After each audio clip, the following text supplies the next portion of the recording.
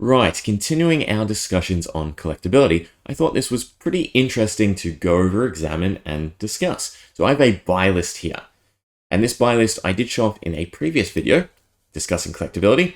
As you can see, the value at the point of time for this buy list was $50.81. Now this was roughly a week ago in terms of recording. Since then, the same set of cards has grown by over 50%. It's now valued at $78.87 for store credit.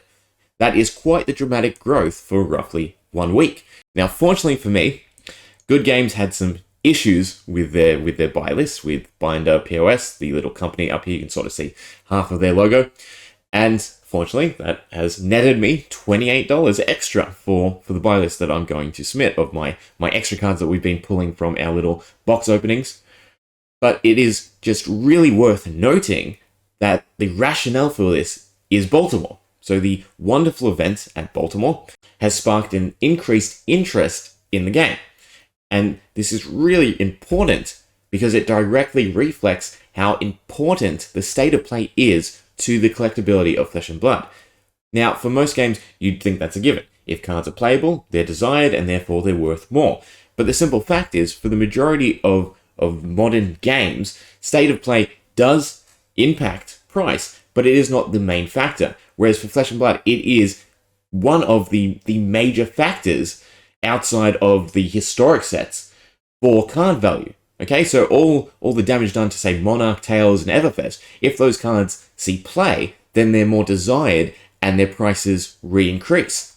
Now, there's also a few cards worth noting. So, for instance, Powder Keg, right at the top here, $1.76. Fortunately, on this little video, I do have some cards to examine.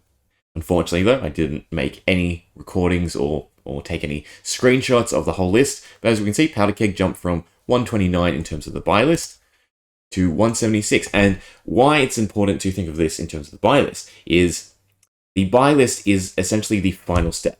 So it is where the least amount of increase of value will trickle down to. Because obviously, stores aren't going to take as big of a risk as, a person trying to sell directly on the secondary market.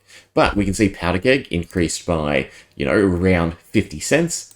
Whereas another card, for instance, Heat Seeker, from 533 to 27. Same with Deadeye, 855 to 1145. Okay, so Ranger cards. And so if we look at the Baltimore event, we see that the pairings, Lexi, Ranger, Dromai, Illusionist, Oldhim, Guardian. So these are the three sets of cards that we would expect the largest amount of growth. And we are seeing just that in Heatseeker and Deadeye, two powerful Ranger cards that have seen a drastic increase from this initial price, again, 1 week ago. Now, I'm sure a lot of you are probably thinking, well, this is to be expected. Why are you restating the obvious and all this?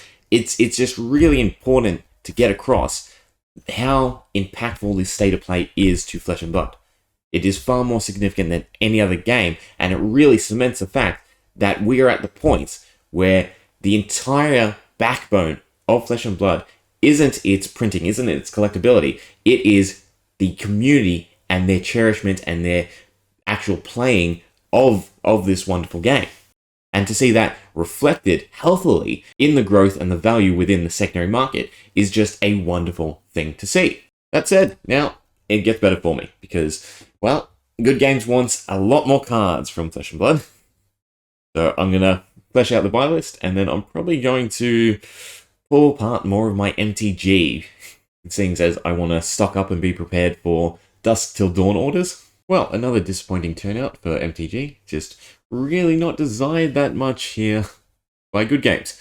I might end up having to just sell to Card Kingdoms. I've done a few cards that Good Games doesn't want, and they're worth a few dollars, so they'll all add up. Because I have quite a bit of bulk, if you will. Just these $1 or $2 cards that will amount to something. Granted, shipping would be annoying, and it's a huge chunk unless I get some substantial value out of it.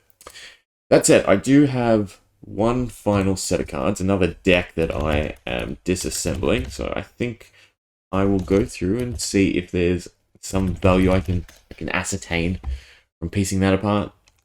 Or the Spark non-foil, well, 13 cents. That's a great start.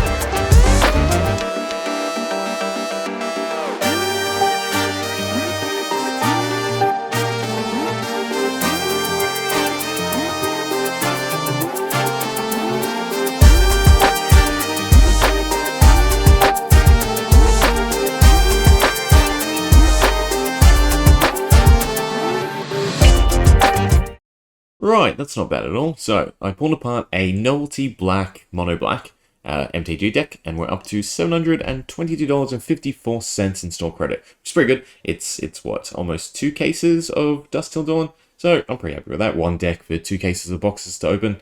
Yeah, that's a fair trade in my books when it comes to MTG nowadays.